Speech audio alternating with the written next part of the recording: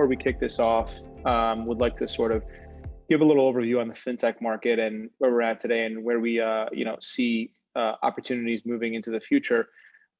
So the global fintech market is anticipated to grow at a CAGR of around 20% over the next 4 years. The market is expected to reach around $305 billion by 2025, according to a survey done by Global Newswire. And in recent years, we've seen a ballooning of activity in the global fintech market. An expansive term applied to technology-driven disruptions in financial services. And it's essentially affecting the day-to-day processes of all companies, across financial services, but also within other industries as well that are trying to incorporate fintech into their technologies, into their products and services. And so fintech is essentially becoming a platform of its own, where the backend infrastructure can be incorporated into other products and services that may not be necessarily related to fintech. This year actually marked a watershed moment for the fintech sector, with the once clear distinction between fintechs and financial services, proper traditional, now significantly blurred. We had Brian Moynihan, for example, come out a couple of days ago. Brian Moynihan is the CEO and chairman of Bank of America Merrill Lynch, saying that Bank of America is now a tech company. We've heard this from many other, bank CEOs, such as Goldman Sachs, such as JP Morgan and Citi. And we're seeing many of the traditional finance houses sort of turn their eyes towards tech and begin to build a focus around tech, because as more and more financial services become commoditized, the profit margin for those services is coming down significantly. And so another product needs to be incorporated into the overall company's product stack, and that's going to be technology. And so as such, incumbents are now actively investing in acquiring, collaborating with other, smaller fintechs.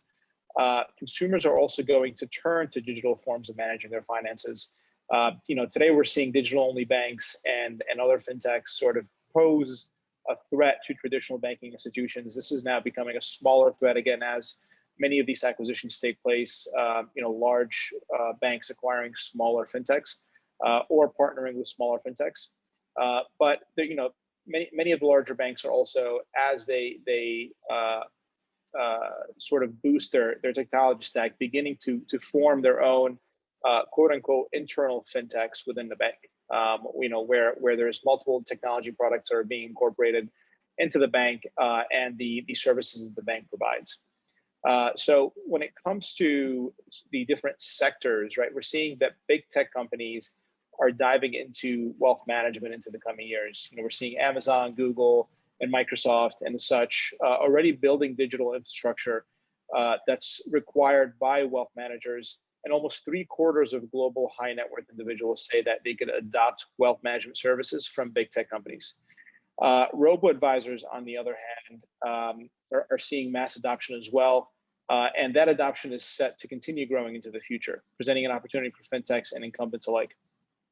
Insider Intelligence actually estimates that robo-advisors in North America only had $330 billion in AUM at the end of 2019, but they're expected to have around $830 billion by 2024. So there's a massive growth rate in AUM for those robo-advisors and the AI-driven methodologies that drive the investing thesis behind those robo-advisors.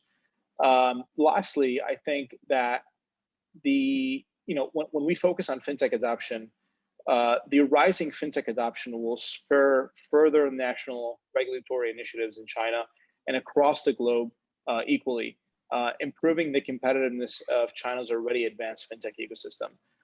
The corona pandemic pushed financial services online to better reach customers. So we saw, many of the retail banking shops shut down in the US, for example, and many of the digital banks become much more popular, and the adoption curve sort of transcend at a much quicker pace than we originally expected, because everyone was stuck at home and they couldn't necessarily go out to many of these physical storefronts and take care of their personal finances.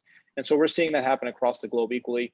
And we expect the adoption of this trend to not necessarily continue growing at the same sort of significant pace that we saw during the corona pandemic, But as the world continues to open up, I think the habits of consumers around digital finance and digital banking have been built and will remain in place. And that growth trend and growth rate will continue to be at a healthy clip. And so with that wrapped up, I'd like to introduce the panelists for today that will be addressing some of the questions and commentary around fintech. We have Daniel, Kahn, Jackson Gates, and Yue An.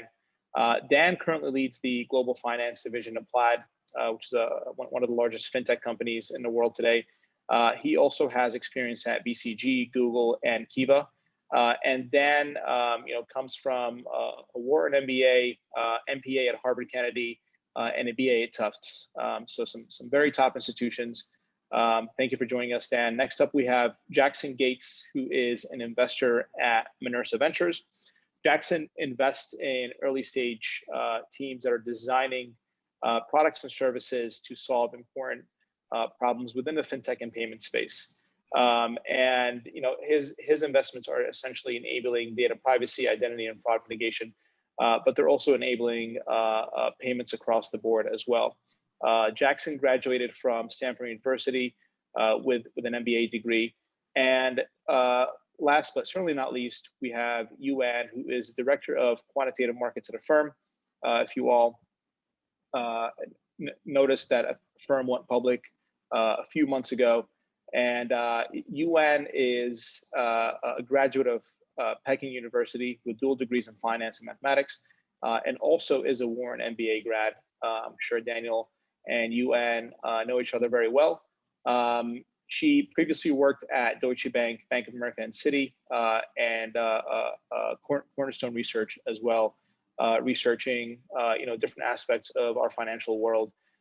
So would love to bring these folks on stage. Again, thank you all for joining, and I hope you enjoy the panel. Thanks, Ben. Great. Well, very glad to see many familiar faces here, and we are a proud investor in Affirm. So thanks to Jackson, Yue, along the way, and Dan obviously was Plaid, and a lot of the news around what's going on with Plaid. Very excited to start a session. So to get everybody warmed up, let's just talk about fintech as a whole. I would like to propose this question to everyone here. Financial service is highly regulated, and a lot of things are, emerging. Fintech happened to be the highest, the most watched area in the first quarter of 2021. More investment has gone into fintech than anything else. So it is definitely the most highly valuable and also exciting areas. So what do you see as some of the biggest trends going on in fintech in the last year or so? And what do you see as going forward? I think when you're right in that fintech is attracting a lot of dollars. It's attracting even more dollars, I think, if you expand the definition of fintech for what it really can be, particularly on the payment side. A lot of these software businesses, like Toast or Shopify, are like fundamentally payments businesses in terms of how their business model works. And then a lot of these 2- and 3-sided networks, even some of the recent IPOs like DoorDash, if you look at them for what they are, they're also sophisticated payments companies. So it's even a bigger sector than I think a lot of people realize. There's also a lot happening in privacy, identity, and data security, and I invest in that area as well. And those services are all foundational to financial services and fintech too. So I think it's rightfully attracting a lot of money, in part because the business models are so good for these companies. And then as more and more have been successful and become independently publicly traded companies, the playbook for how you get to 1 million, 10 million, 100 million ARR becomes more established. And then other founders can tackle adjacent markets, but using that same playbook and business model. And so I think you're going to see more of this. It's going to become actually easier to get these businesses started, funded, and then also get them to like a escape velocity in terms of revenue. I think the next 3 years are going to be really, really strong. And valuations are going to reflect it too. Like you're going to see enormous valuations, Series A and above. Great. How about Dan? What's your take?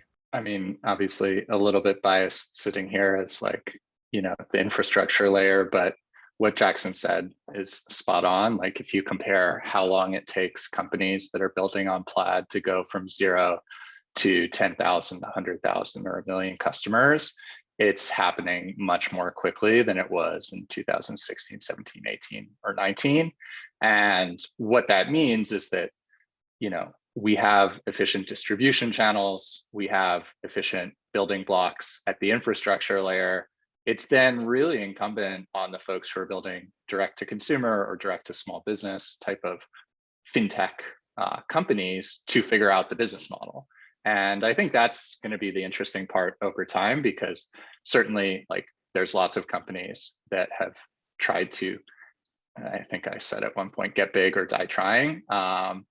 Try and get big really fast and then figure out the business model second. But I think the best companies are going to have the business model also dialed in from day one and just be able to tune that dial on customer acquisition based on capital funding. Yeah, and I agree with everything that Jackson and Dan just covered. And I will just echo Jackson's point, like in the past, like fintech, you can identify fintech companies fairly easily. They're just, very focused on finance business, but nowadays the fintech business is really kind of everywhere. They are also interconnected with, say, e-commerce. They're interconnected with a lot of the other businesses. So we'll be probably able to see a lot of opportunities, more opportunities emerging from the space. Pretty excited. Awesome, great. Well, so we'll start out with some questions, at each one of you. What was it like working at Affirm from the beginning and experienced massive growth of the company over the last few years? What was the pre-IPO, post-IPO like? Maybe this is both to Jackson and Yue. I can start, though I think Jackson can definitely speak to the earlier days of Affirm better. I joined Affirm actually back in April 2018. The company had about 350 people back then. I actually thought that the company was already pretty big when I first joined, but of course that's nothing compared to the current size of the company, around 1,600 people. I would say working at a fast-growing company is definitely a great and exciting experience. I have jokingly told people that I actually have been changing my job over the past few years, because the job at the firm changed every half a year to a year. Every time when I felt good and comfortable at what I was working on, new challenges presented themselves. But of course, that's something that makes the job constantly interesting. I think when I first joined, there were probably more reactive things that we needed to work on. We need to get through when the loan origination volume was growing fast, for example, and we were approaching holiday seasons. We needed to add another loan buyer quickly. We need to expand our warehouse capacity just to make sure that we still have enough funding to go through that fast growing period.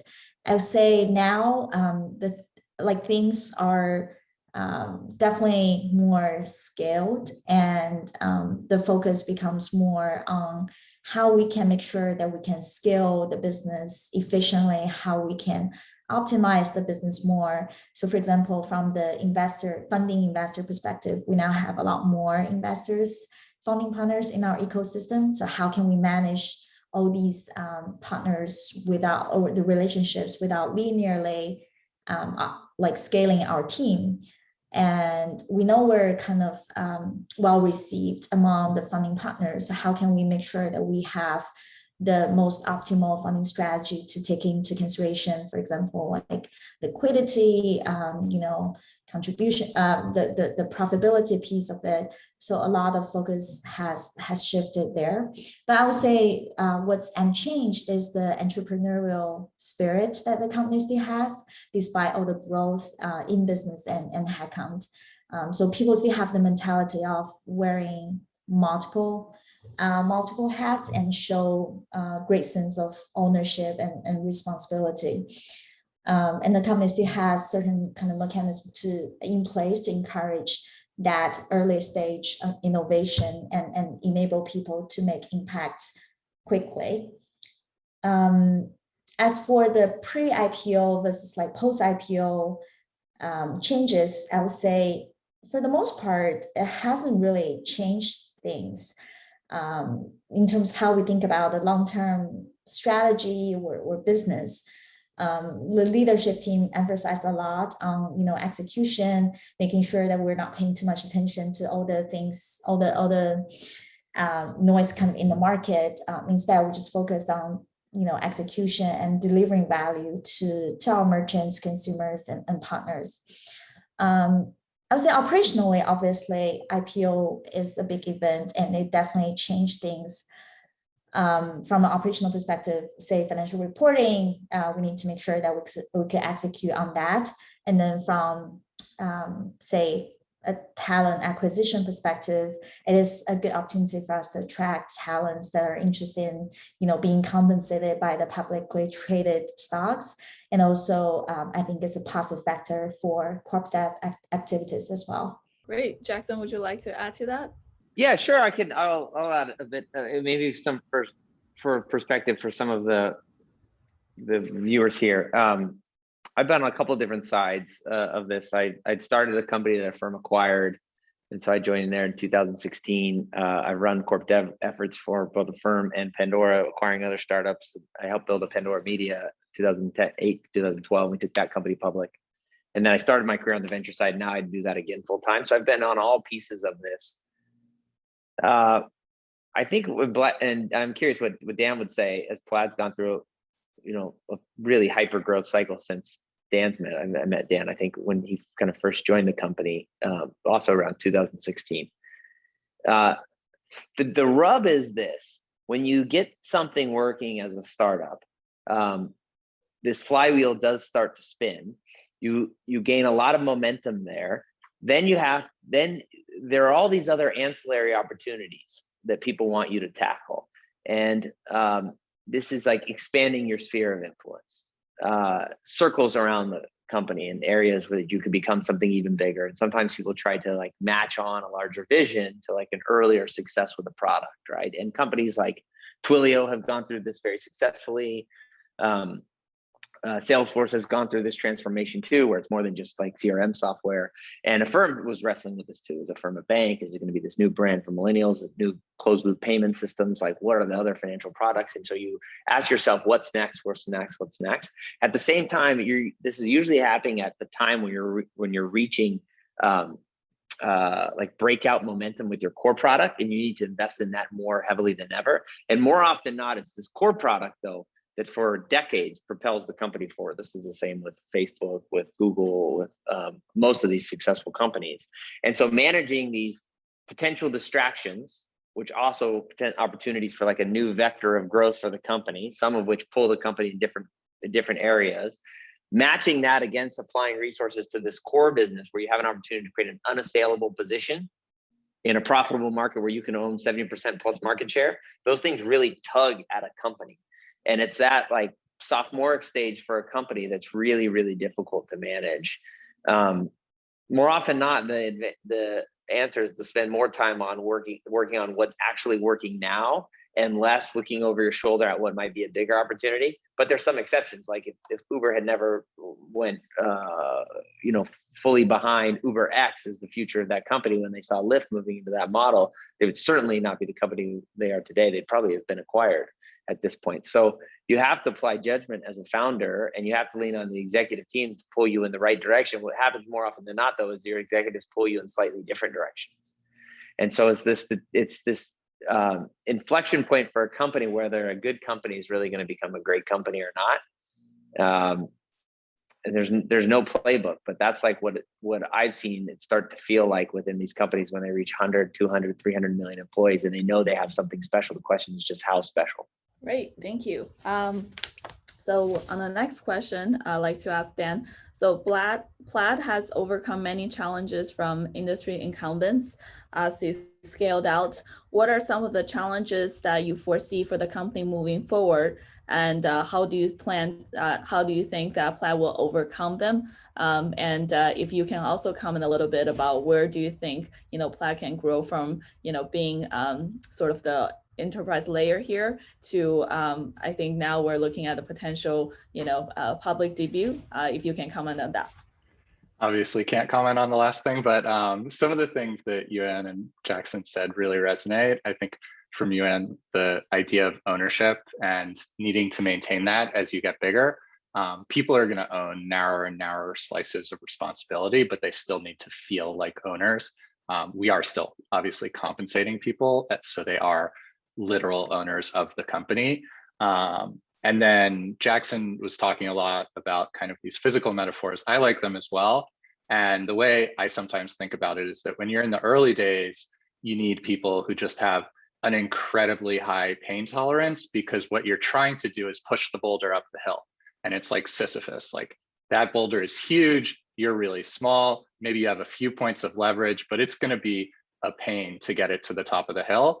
And then once you have product market fit, it's actually running with the boulder and trying to keep up and just kind of move it side to side as it rolls down the hill really fast, but you're aiming for a point. And I think that's the piece that Jackson was saying. You do have to double down on the core products, because you can't lose sight of like what made you successful in the first place.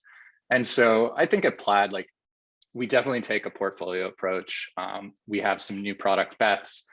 We try and carve out responsibility so the people who are working on that are not the same people who are responsible for maintaining, growing, and improving the existing core product. And then I think you look at geographic expansion is like an obvious area of opportunity. We launched Canada in 2018. We launched the United Kingdom in 2019. We're in 5 more European markets now, and that'll continue to increase until we're in every market in Europe. And then product, just kind of adding adjacent verticals on our product. So payroll and income verification is something that's like pretty obvious once you're working with bank data. We've had a lot of demand for that, and you see a lot of startups in space. So clearly like the timing is right there. And it's just a question of making sure that we tailor the product to what customers really need and what helps them grow. Because we are, as you said, a B2B company. We don't really interact that much with the end user. It's like a very narrow user experience where we actually have a touch point with the end user. But companies like Affirm, like Square, like Venmo, you know, the Cash App, all of these folks are building really valuable stuff for the end consumer, as well as some of the banks now. And so we need to figure out what's going to help them grow faster, acquire customers more easily, underwrite better, offer better rates, and a better user experience. Awesome, thank you. And as we grow into the analytics-driven world of fintech, you know, we love to learn more about how does fintech leverages quantitative finance and machine learning in this space. Yue, would you like to take on this one? Sure. I think there are a few aspects where fintech leverages machine learning, data analytics to really impact or disrupt the existing business models. First of all, fintech companies are just a type of tech companies in my mind. So similar to how machine learning is currently being used by all the tech companies, it is definitely being widely used in fintech to improve products, provides personalization, optimizes pricing, etc. This type of application can be seen in all kinds of companies, whether it's payment, trading, lending, or others. So we're looking at much better user interface when it comes to the trading platforms. We're looking at personalized experiences for the apps that consumers have access to. So that's just similar to, I would say, like any other tech sectors. But of course, fintech businesses have their unique kind of focuses as well, and I think that will really depend on like the specific business that a fintech company kind of focuses on. Say, take Affirm as an example. Our most fundamental underwriting model is a machine learning based decisioning model. So when a consumer shops at a merchant, the online model will pull the credit information of consumers and run through this internally developed machine learning model and makes a decision within like 15 to 30 seconds to let consumers know whether they can go ahead with a loan or not. And this type of machine learning model really kind of enables a few things. One, it really enables this type of loan level, transaction level decision making at a granular level, and allows for quick feedback. So that's probably why Max, during his recent interview on Bloomberg, also mentioned specifically this underwriting model, the machine learning model, as a competitive advantage, because it is pretty hard to replicate, and it definitely enables things that were not possible, were pretty hard in a traditional world. And lastly, I think just in general, it's machine learning as well as business innovation. Fintech companies have brought a lot of changes to the existing business models that bank have held for a long time to make things more efficient and consumer friendly. For example, we're seeing, say, free commissions on trading platforms. We're looking at like free checking account isn't a surprise anymore. Affirm's missions on its finance, and one important reflection is no late fee. So these are changes brought by the efficiencies enabled by machine learning, as well as just general kind of business model innovation. Thank you. I guess now let's maybe talk about more overall what's happening in fintech. We see a lot of investments in infrastructure layer. We saw investments in lending, quite a bit of also investments in companies like Chime, and also the Stripe of Africa, for example. Where do you see the most exciting innovation happening, and what is it propelled by? Is there an underlying theme that we haven't heard about? Maybe we can go with you, Jackson. Well, this has been happening for the almost 30 years that I've been around technology businesses, 25 at least. You have these cycles where a new layer of infrastructure is built, and then a new set of applications can be built on top of those applications. And we haven't yet seen a lot of new infrastructure for the last decade. In fintech, you're now seeing a lot of this payments infrastructure. Dan is obviously operating one of these companies right now. And so there are a lot of these applications that can be built very, very quickly.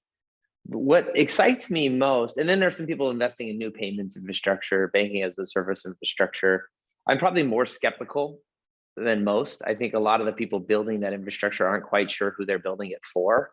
And a lot of them are building access layers to legacy financial services systems. And they don't scale very well because as you add partners, for the most part, you take risk. Obviously, there are a lot of exceptions to that. And what Dan and the team, Zach and Will, have built with Plaid was like very, very impressive. The pieces that are most exciting to me right now, and the overarching theme here, is that you have a very young, confident group of founders right now, people who have seen a bull market for the last 11 years, attack startup ideas with some basic knowledge of what need they're trying to solve, and the technical ability to build the product themselves, the first product themselves, that then gives them like an underlying passion to be connected to that product and company long term. I think you miss that in some of these financial services infrastructure plays, and I would look really closely at why people are starting these companies. Are they starting it just because it's a theme and they're seeing investors pour money into that area, and what they really want to do is run a company, and this seems like the easiest way for them to attract a lot of capital? Or do they care deeply about the problem they're solving and product they're building? Usually you care most deeply about that product if you built it with your own hands at the earliest stages. This is what Plaid did. Like when I first met Will and Zach in the tiny little room on Maiden Lane, like they're building this in themselves with 3 other people. Same thing with Max, Levchin, and Affirm. So you never give up if you built this thing with your own hands. So I'm very excited about founders building like really tight pieces of software, whether it's an application or some other arching system that they built themselves, that they think can be really important over time. And if you map that to a good playbook, whether it's a self-serve model or like an enterprise sales model with a SaaS model, if you run those playbooks and have better business models, which all of these companies do, particularly on the payment side, you can create great companies that seemingly start off really small and niche at the beginning. So those are the things that I'm most excited about. I think there are things now that people don't think can get above 5 million in ARR in terms of revenue that you'll see long-term at $500 million of ARR. Happy to jump in on that one as well. Just, I think Jackson is somewhat rightly skeptical with infrastructure just because often you don't know. The cycles are really long. What Marqeta built 10 years ago didn't end up being valuable until maybe 5 or 6 years ago. And then it was really valuable, right? And you guys used it at Affirm, still use it. Square, DoorDash, like those companies are really taking advantage of the infrastructure, and same thing for Plaid's clients. I think it's hard to say what the next infrastructure will be, but I think it's easier to do the Jeff Bezos thing and say, like, what just doesn't make any sense in 2021? And I think good examples of that are like all the places you still have to use paper to qualify for things, anywhere you have to upload a bank statement, any place you have to download months of pay stubs to verify, like that obviously and trivially will at some point in the future be a secure connection and a data transmission layer. The other piece that I am most bullish on, and it's a little bit less related to my day-to-day, but I do touch on it, is international. Just because there are underserved pockets in the US, certainly when you talk about the underbanked, immigrants, there's groups that are not well served by financial services, but 2/3, 3/4 of the population is doing okay with the existing product set that's out there. If you go internationally, those numbers are pretty much flipped.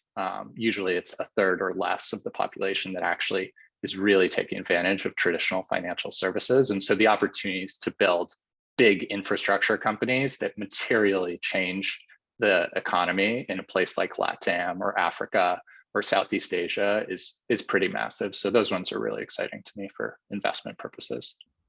Great. And then up next, we wanted to talk about, in terms of deep tech in fintech, right? Where do you think are some of the challenges coming from? The incumbents are now all jumping into fintech. They all want to call themselves fintech. What are some regulatory challenges that are impacting everyone across the board?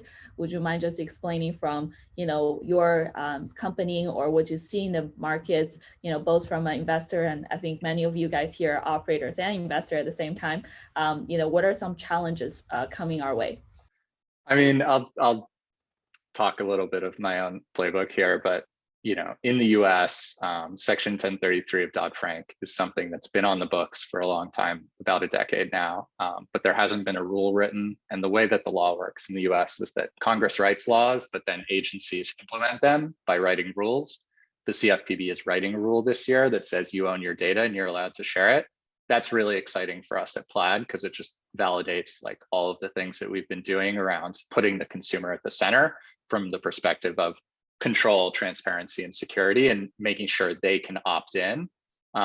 What gets interesting is like these rules are now going to affect some of the fintechs who have gone from being insurgents and small players to actually like large holders of consumer data. And they're also going to have to figure out their own strategy for working in the more open ecosystem. So that I think is one of the things that'll be really interesting to see.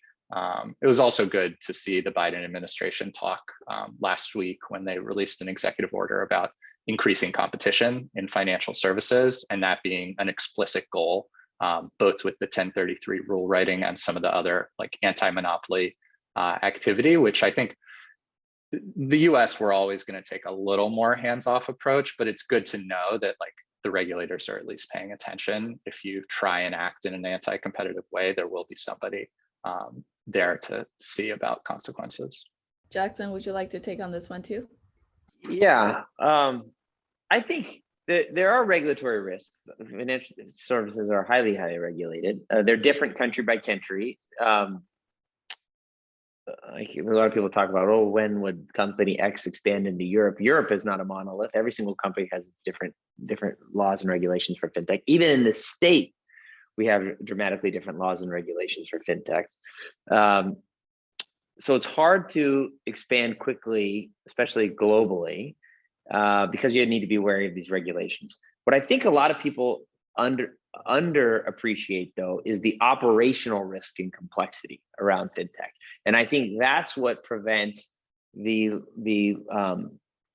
largest tech leaders and conglomerates, these now companies worth hundreds of billions of dollars, not $1 trillion companies, from getting into fintech and financial services, is that the operational complexity of building these businesses is very, very, very high. requires an enormous amount of investment. Now, then some people think, well, this is what Amazon does really well, right? For example, let's bring Amazon into these businesses. But the next thing that I think that people don't underappreciate is that in financial servicing, you are making underwriting decisions, and you're underwriting risk at some level, whether you're in banking, payments, credit, or insurance. And if you're in that business, you're in the business of saying no. And these businesses, Google, Facebook, Amazon, Apple, are not generally in the business of saying no to anybody. And I think that's why they dabble in payments and then pull back, or aren't successful in being able to grow and grab the distribution that they need. And it's why I don't think you're going to see them actually offer banking services, insurance services, and payment services directly themselves. Great. Yeah, so we have a question from Tomo. I think we'll just pose it as a general question. I'm not sure how relevant with fintech, but in typical, world where you join a company that was less than 10 people, versus now it's like hundreds of people, thousands of people. What is the typical like equity allocation? This is coming from Tomo. So we'll just, I don't know if any one of you can comment a little bit on this question. I can comment, and if Tomo wants to ask the question directly or specifically, that's fine too. There are no rules for those first 5 to 10 employees at all. It's all like what's negotiated there. What you end up with usually is a couple of people who aren't around for the long haul, who own an enormous amount of the company, which is a real shame because that equity could have been spread out among the first 200 people that really built the company. But regardless, this happens a lot. I think the 4-year vesting plan was developed at a time when you were expected to reach liquidity in 4 to 5 years. Like a lot of work was done pre-funding there and pre-option pool. That's no longer the case. I think these vesting periods, particularly for earlier employees, should be much longer. It takes 6 to 10 years now to get to a liquidity event. You usually end up with people in the kind of 100 to 400 employee range that did a lot for the company and ended up with a lot less than probably they should have. It's really hard to address that because all of these companies now comp to each other on some sort of payment scale, depending on role and title. And that constrains equity and outside equity grants. It takes a very courageous founder, and Max Levchin at Affirm was this founder because he had so much prior success to be able to spot bonus massive amounts of equity off cycle and outside of these comp bands. It's generally not done. Boards, especially if they're not experienced board members, have a hard time with it. The other thing that this is a tough pill for investors to swallow and board members, and when they go into this, particularly new VCs, Series B, Series C stage, are shocked to see how much equity is granted out of the option pool every single year to employees. This is like through year 7, 8, 9, and 10. You're talking like 5, but really closer to 10% of the company being granted to employees every single year. And a lot of these investors didn't model that dilution. And I think for the people here listening who are on, who invest directly and try to model out the dilution and how it affects that ownership over time, you should model in 5 to 10% dilution just to employees every single year. And it's one of the reasons why when these companies go public, you'll find that a founder might only own 8% of her company. Part of it's like the amount of capital raised, but valuations are creeping quickly. A lot of it's just how much equity you need to pass around to employees to scale the business. Thanks, Jackson.